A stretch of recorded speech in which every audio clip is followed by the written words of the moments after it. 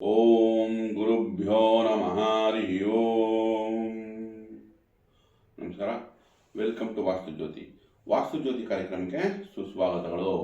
ವಾರ ಭವಿಷ್ಯ ನೋಡಿ, ಮೇ 10ನೇ ತಾರೀಕಿಂದ 16ನೇ ತಾರೀಕು ತನಕ ಈ ವಾರದಲ್ಲಿ ದ್ವಾದಶ ರಾಶಿ ಫಲಗಳ ಬಗ್ಗೆ ತಿಳ್ಕೊಳ್ಳೋಣ. ಅದರಲ್ಲೂ ಪ್ರಮುಖವಾಗಿ ಗ್ರಹಗಳು ಯಾವ ಯಾವ ರಾಶಿಯಲ್ಲಿ ಗೋಚರ ಮಾಡ್ತಿದೆ ಅಂತ ತಿಳ್ಕೊಳ್ಳೋಣ.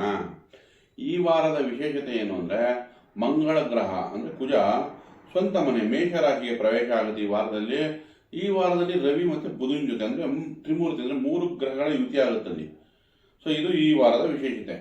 ಹಾಗೆಯೇ ಶುಕ್ರ ಸ್ವಸ್ಥಾನದಲ್ಲಿದೆ, ಗುರು ಮಿಥುನ ರಾಶಿಯಲ್ಲಿದೆ, ಹಾಗೆ ಸಿಂಹ ರಾಶಿಯಲ್ಲಿ ಕೇತು, ಕುಂಭ ರಾಶಿಯಲ್ಲಿ ರಾಹು, ಮೀನ ರಾಶಿಯಲ್ಲಿ ಶನಿ ಸಂಚಾರ ಆಗ್ತಾ ಇದೆ. ಇದು ಈ ವಾರದ ಗೋಚಾರ. ಹಾಗೆ ಈ ವಾರದಲ್ಲಿ ಶುಭ ಅಂದರೆ ಯಾರ್ಯಾರ ಶುಭ ಕಾರ್ಯ ಮಾಡ್ಕೋತೀರೋ ಏಕಾದಶಿ ದ್ವಾದಶಿ ಸಿಗುತ್ತೆ. ಈ ವಾರದಲ್ಲಿ ನಿಮಗೆ ನೋಡಿ, ಮೇ 1 13ನೇ ತಾರೀಕು ಬುಧವಾರ ಬರುತ್ತೆ, ಉತ್ತರ ಭಾದ್ರಪದ ನಕ್ಷತ್ರ ಏಕಾದಶಿ. ಹಾಗೆ ಗುರುವಾರ 14ನೇ ತಾರೀಕು ರೇವತಿ ನಕ್ಷತ್ರ ದ್ವಾದಶಿ ಬರುತ್ತೆ. ಈ 2 ದಿನ ನಿಮಗೆ ಶುಭದಾಯಕವಾಗಿರುತ್ತೆ. ಆಮೇಲೆ ಅಧಿಕ ಮಾಸ ಬರ್ತದೆ, ಮುಹೂರ್ತಗಳು ಇರಲ್ಲ. ಹಾಗಾಗಿ ನೀವು ಈ ವಾರದಲ್ಲಿ ಈ ಶುಭ ಕಾರ್ಯಗಳನ್ನ ಅಥವಾ ಏನನ್ನ ಪ್ರಾರಂಭ ಮಾಡಬೇಕು ಅಂದರೆ ಇದು ಉತ್ತಮ ದಿನ ಅಂತ ಹೇಳ್ಬೋದು. ಇದು ನಮಗೆ ಈ ಮುಹೂರ್ತ ಭಾಗ ಆಯಿತು. ಈಗ ದ್ವಾದಶ ರಾಶಿ ಫಲಗಳ ಬಗ್ಗೆ ತಿಳ್ಕೊಳ್ಳೋಣ. ಮೇಷರಾಶಿ ನೋಡಿ, ಮೇಷರಾಶಿಯವರಿಗೆ ನಿಮ್ಮ ಇಷ್ಟು ದಿವಸ 12ನೇ ಮನೇಲಿ ಕುಜ ಇತ್ತು. ನಿಮ್ಮ ರಾಶಿಯಾಧಿಪತಿ ಮತ್ತು ಅಷ್ಟಮಾಧಿಪತಿ ಅಂದರೆ ಕುಜನೇ 12ನೇ ಮನೇಲಿ ಸಂಚಾರ ಮಾಡ್ತಾ ಇತ್ತು. ಈಗ ಮಂಗಳನು ನಿಮ್ಮ ರಾಶಿಯಲ್ಲೇ ಸಂಚಾರ ಮಾಡ್ತಾ ಇರೋದ್ರಿಂದ ಸ್ವಲ್ಪ ಆರೋಗ್ಯದಲ್ಲಿ ಸುಧಾರಣೆ, ಕೋಪ ತಾಪಗಳು ಕಡಿಮೆ ಆಗುತ್ತೆ. ಬಟ್ ಆದರೂ ಜನ್ಮದಲ್ಲೇ ಇದ್ದರೆ ಕೋಪ ತಾಪಗಳ ಬಗ್ಗೆ ಎಚ್ಚರಿಕೆ ವಹಿಸಬೇಕು, ಸಹನೆ ಕಾಪಾಡ್ಕೋಬೇಕು. ಯಾಕಂದರೆ ಸೂರ್ಯನು ಈ ವಾರದಲ್ಲಿ ಮೇಷರಾಶಿಯಲ್ಲೇ ಇರೋದ್ರಿಂದ ಸ್ವಲ್ಪ ಸಂಯಮ, ಸಹನೆ ಕಾಪಾಡ್ಕೋಬೇಕು. ಆದರೆ ಒಂದು ಹೊಸ ಎನರ್ಜಿ ಬರುತ್ತೆ, ಅಂದರೆ ಹೊಸ ಉತ್ಸಾಹ, ಉಲ್ಲಾಸ, ನಿಮಗೆ ಕೆಲಸ ಮಾಡೋಂಥ ಚುರುಕುತನ ಬರುತ್ತೆ. ಯಾಕಂದರೆ ನೋಡಿ, ಚಂದ್ರ ಕೂಡ 11ನೇ ಮನೆಯಲ್ಲಿದೆ ರಾಹು ಜೊತೆ. ಆಮೇಲೆ ಮೊದಲನೇ 3-4 ದಿವಸ ಅಂತೂ ನಿಮಗೆ ಕೆಲಸ ಕಾರ್ಯಗಳು ತುಂಬ ಚೆನ್ನಾಗುತ್ತೆ. ವಾರಾಂತ್ಯದಲ್ಲಿ 12ಕ್ಕೆ ಹೋದಾಗ 4ನೇ ಮನೆ ಅಧಿಪತಿ ಸ್ವಲ್ಪ ಕುಟುಂಬ, ಮನೆಗೋಸ್ಕರ ಖರ್ಚು ಬರಬಹುದು, ಅಥವಾ ತಾಯಿ ವಿಷಯದಲ್ಲಿ ಖರ್ಚು, ವಾಹನ ವಿಷಯದಲ್ಲಿ ಖರ್ಚು ಬರ್ಬೋದು ಚಂದ್ರನಿಂದ. ಬಟ್ ಆದರೂ ಕೂಡ ನಿಮಗೆ ನಿಮ್ಮ ಮುಂಚೆ ಹೋದ ವಾರಕ್ಕಿಂತ ಒಳ್ಳೆ ಪಾಸಿಟಿವ್ ರಿಸಲ್ಟೇ ಸಿಗುತ್ತೆ ನಿಮಗೆ. ಪಂಚಮಾಧಿಪತಿ ಸೂರ್ಯ ನಿಮ್ಮ ರಾಶಿಯಲ್ಲೇ ಉಚ್ಚ ಸ್ಥಾನದಲ್ಲಿರೋದ್ರಿಂದ ಮಕ್ಕಳ ವಿಷಯದಲ್ಲಿ ಹೇಳಿಗೆ ನಿಮ್ಮ ಕ್ರಿಯೇಟಿವಿಟಿ ಅಥವಾ ಹೈಯರ್ ಎಜುಕೇಷನ್ ಮಾಡ್ತಿದ್ರೆ ಮೇಷರಾಶಿಯವರಿಗೆ ಖಂಡಿತ ತಕ್ಕ ಮಟ್ಟಿಗೆ ಒಳ್ಳೆದ ರಿಸಲ್ಟ್ ಕೊಡುತ್ತೆ.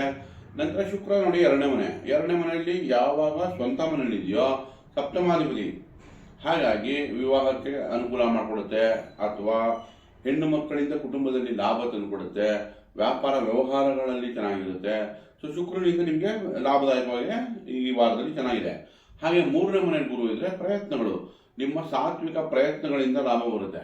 ನಿಮ್ಮ ಏನು ಎಫರ್ಟ್ ಆಗ್ತಿರೋ ಅದಕ್ಕೆ ಒಳ್ಳೆ ರಿಸಲ್ಟ್ ನೀವು ಅಪೇಕ್ಷೆ ಪಡ್ಬೋದು.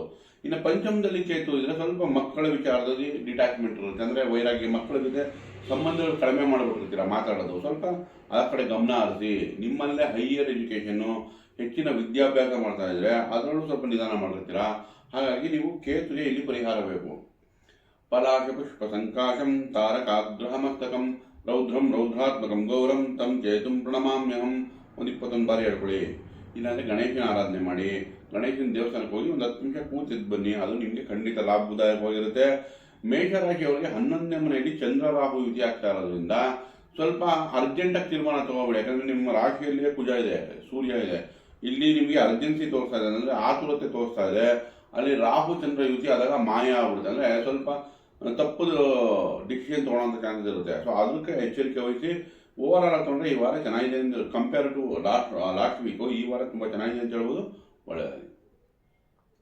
ವೃಷಭ ರಾಶಿ ನೋಡಿ, ವೃಷಭ ರಾಶಿಯವರಿಗೆ ಈಗ 12ನೇ ಮನೆಗೆ ಕುಜ ಪ್ರವೇಶ, ನಿಮಗೆ ಸಪ್ತಮಾಧಿಪತಿ ಆಗುತ್ತೆ. ಸೊ ಪತಿ ಅಥವಾ ಪತ್ನಿಗೆ ಖರ್ಚು ಹೆಚ್ಚಾಗ್ಬೋದು, ಅಥವಾ ಸ್ವಲ್ಪ ಭಿನ್ನಾಭಿಪ್ರಾಯ, ವಾದ ವಿವಾದಗಳು ಬರ್ಬೋದು. ಕೋಪ ತಾಪಗಳನ್ನ ಕಡಿಮೆ ಮಾಡ್ಕೋಬೇಕು. ಇನ್ನು ಸೂರ್ಯ ಕೂಡ ನಿಮಗೆ 12ನೇ ಮನೆಯಲ್ಲೇ ಸಂಚಾರ, ಅಂದರೆ 3 ಗ್ರಹಗಳು 12ರ ಸಂಚಾರ ಆಗ್ತಿದೆ. ಸೊ ಹಾಗಾಗಿ ಖರ್ಚು, 2ನೇ ಮನೆ ಅಧಿಪತಿ ಪಂಚಮಾಧಿಪತಿ, ಕುಟುಂಬಕ್ಕಾಗಿ ಖರ್ಚು, ಮಕ್ಕಳ ವಿಷಯಕ್ಕೆ ಖರ್ಚು, ಅಥವಾ ನಿಮ್ಮ ಹೈಯರ್ ಎಜುಕೇಷನ್ಗೆ ಖರ್ಚು. ಸೊ ಈ ಥರ ವಿಷಯಗಳಿಗೆ ಬುಧ 12ನೇ ಮನೆಯಲ್ಲಿ ಖರ್ಚು ಜಾಸ್ತಿ ತೋರಿಸುತ್ತೆ.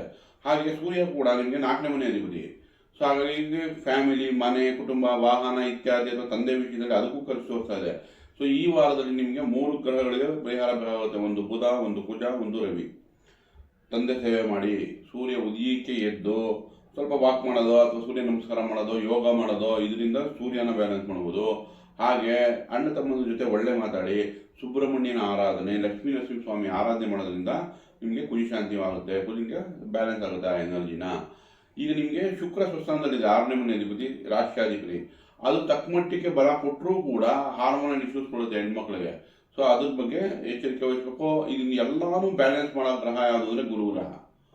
ನಿಮಗೆ ಲಾಭಾಧಿಪತಿ 11ನೇ ಮನೆ ಅಧಿಪತಿ ಯಾವ 2ರಲ್ಲಿರುತ್ತೋ ಈ ಹಣಕಾಸು, ವ್ಯಾಪಾರ, ವ್ಯವಹಾರ ಈ ವಿಷಯಗಳನ್ನೆಲ್ಲ ಬ್ಯಾಲೆನ್ಸ್ ಮಾಡಿಬಿಡುತ್ತೆ. ಬಟ್ ಆರೋಗ್ಯದ ವಿಷಯಕ್ಕೆ ಕುಜ ಆಗಲಿ, ರವಿ ಆಗಲಿ, ಬುಧನಿಗೆ ಪರಿಹಾರ ಬೇಕು. ನಂತರ ನಿಮಗೆ 3ನೇ ಮನೆ ಅಂದರೆ ವೃಷಭ, ಮಿಥುನ, ಕರ್ಕಾಟಕ, ಸಿಂಹ ಅಂದರೆ 4ನೇ ಮನೆಯಲ್ಲಿ ಕೇತು ಸಂಚಾರ.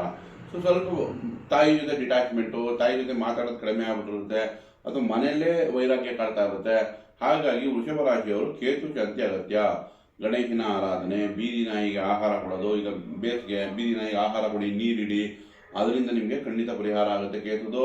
ಹಾಗೆ ಕರ್ಮಸ್ಥಾನದಲ್ಲಿ ಚಂದ್ರ ರಾಹು ಯುತಿ ಆದರೆ ಒಂದು ಫಾರಿನ್ ಹೋಗೋ ಚಾನ್ಸಸ್ಸು, ಅಬ್ರಾಡಿಂದ ಅಂದರೆ ಇಂಪೋರ್ಟ್ ಎಕ್ಸ್ಪೋರ್ಟ್ಗೆ ಒಂದು ಚಾನ್ಸ್ ಚೆನ್ನಾಗಿ ಸಿಗುತ್ತೆ. ಯಾಕಂದರೆ ಚಂದ್ರ ಕೂಡ 11ನೇ ಮನೆಗೆ ಹೋಗುದು ವಾರಾಂತ್ಯದಲ್ಲಿ ನಿಮಗೆ 3ನೇ ಮನೆ ಅಧಿಪತಿಯಾಗಿ. ಹಾಗಾಗಿ ಟ್ರಾವೆಲಿಂಗ್ ಹೆಚ್ಚಾಗ್ಬೋದು. ಅಂದರೆ ನಿಮಗೆ ಪರಿಹಾರ ಹೋಗುವಂಥ ಚಾನ್ಸಸ್ಸು ಇಲ್ಲಿ ಇಡೀ ಫ್ಯಾಮಿಲಿ ಕುಟುಂಬದ ಜೊತೆ ಆಚೆ ಹೋಗುವಂಥ ಚಾನ್ಸಸ್ ಹೆಚ್ಚಾಗಿ ಕಾಣುತ್ತೆ. ಗುರು ಕೂಡ ನಿಮಗೆ 2ನೇ ಮನೆಯಿಂದ ಶುಭ ಫಲಗಳನ್ನೇ ಕೊಡ್ತಾ ಇದೆ. ಓವರ್ ಆಲ್ ತಗೊಂಡ್ರೆ ಈ ವಾರ ನಿಮಗೆ ಮಿಶ್ರ ಫಲ. ಯಾಕಂದರೆ 12ನೇ ಮನೆ 3 ಗ್ರಹ ಇರೋದ್ರಿಂದ ಆರೋಗ್ಯದಲ್ಲಿ ಎಚ್ಚರಿಕೆ, ವ್ಯಾಪಾರ, ವ್ಯವಹಾರ, ಹಣಕಾಸಲ್ಲಿ ಚೆನ್ನಾಗಿರುತ್ತೆ, ಒಳ್ಳೆಯದಾಗಿ.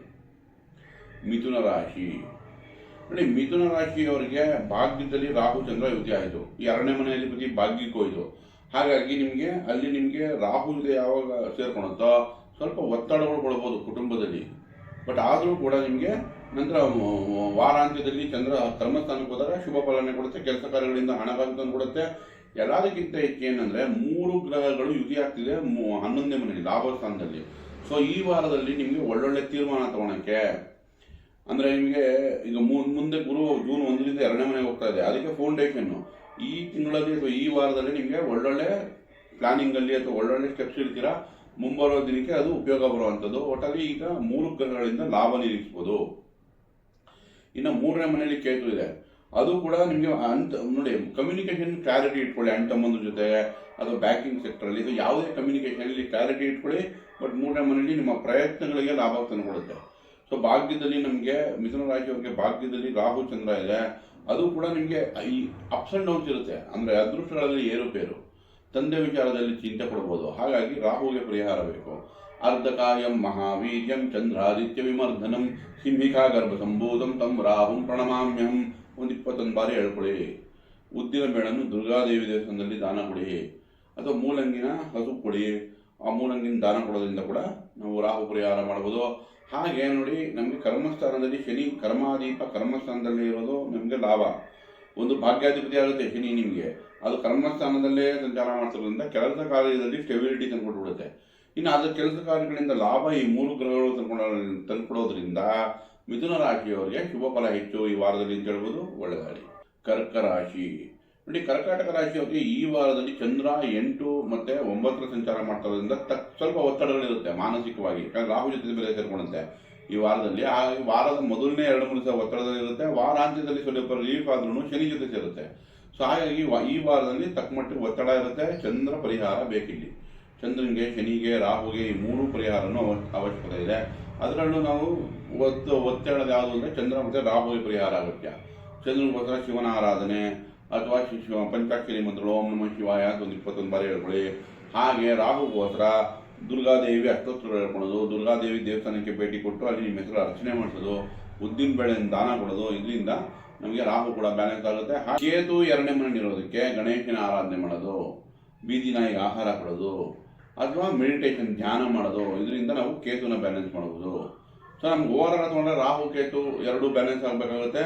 ಇನ್ನು ನಮಗೆ ಕರ್ಮಸ್ಥಾನದಲ್ಲಿ ಕುಜ ರವಿ 2 ಇರೋದ್ರಿಂದ ಕೆಲಸ ಕಾರ್ಯಗಳಲ್ಲಿ ನಿಮಗೆ ಒಂದು ಪ್ರಮೋಷನ್ ಸಿಗೋದಾಗಲಿ, ಅಧಿಕಾರ ಸಿಗೋದಾಗಲಿ, ಅಥವಾ ಸರ್ಕಾರದಿಂದ ಸಹಾಯ ಸಿಗೋದಾಗಲಿ.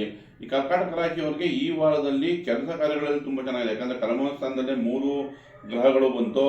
ನಮಗೆ ಕರ್ಮಸ್ಥಾನದಲ್ಲಿ ಈವನ್ ಬುಧ ಕೂಡ ನಿಮಗೆ ಒಳ್ಳೆಯ ಫಲ ಕೊಡುತ್ತೆ. ಕರ್ಕಾಟಕ ರಾಶಿಯವರು ನೋಡಿ 3, 12ನೇ ಮನೆ ಅಧಿಪತಿ ಫಾರಿನಲ್ಲಿ ಕೆಲಸ ಹುಡುಕ್ತಾ ಇದ್ರೆ ಸಿಗುವಂಥ ಚಾನ್ಸಸ್ಸು, ಅದು ಇಂಪೋರ್ಟ್ ಎಕ್ಸ್ಪೋರ್ಟಲ್ಲಿ ಇದ್ದರೆ, ಅಥವಾ ಕಮ್ಯುನಿಕೇಷನ್ನು, ಮಾಧ್ಯಮ, ಬ್ಯಾಂಕಿಂಗ್ ಸೆಕ್ಟರು, ಇಂಥ ವಿಷಯದಲ್ಲಿ ಕೆಲಸ ಮಾಡ್ತಾ ಇರೋರಿಗೆಲ್ಲ ಈಗ ಅವಕಾಶಗಳು, ಒಳ್ಳೆಯ ಅವಕಾಶಗಳು ದೊರಕ ಬರುತ್ತೆ ಈ ವಾರದಲ್ಲಿ ಬುಧನಿಂದ. ಸೊ ಹಾಗಾಗಿ ನಮಗೆ 11ನೇ ಮನೆ ಶುಕ್ರ. ಸೊ ಯಾವಾಗ ನಮಗೆ ಕರ್ಕ ರಾಶಿಯವರಿಗೆ 4ನೇ ಮನೆ ಅಧಿಪತಿ 11ನೇ ಮನೆ ಅಧಿಪತಿ 11ರಲ್ಲೇ ಇದ್ದರೆ ವಾಹನ ಖರೀದಿಗೆ, ಫ್ಲ್ಯಾಟ್ ಖರೀದಿಗೆ, ಈ ವಿಷಯಗಳಿಗೆಲ್ಲ ತುಂಬ ಅನುಕೂಲ ಚೆನ್ನಾಗೇ ಇದೆ. ನಿಮಗೆ ಓವರ್ ಆಲ್ ಕರ್ಕಾಟಕ ರಾಶಿ ಈ ವಾರ ಅತ್ಯುತ್ತಮವಾಗಿದೆ. ಬಟ್ ಅಷ್ಟಮ ರಾಹುಗೆ ಪರಿಹಾರ ಬೇಕಾಗುತ್ತೆ. ಒಳ್ಳೆಯದಾಗಿ. ದಯವಿಟ್ಟು ಈ ವಿಡಿಯೋ ಇಷ್ಟ ಇದ್ದಲ್ಲಿ ಲೈಕ್ ಮಾಡಿ, ಶೇರ್ ಮಾಡಿ, ಸಬ್ಸ್ಕ್ರೈಬ್ ಮಾಡಿ. ಧನ್ಯವಾದಗಳು.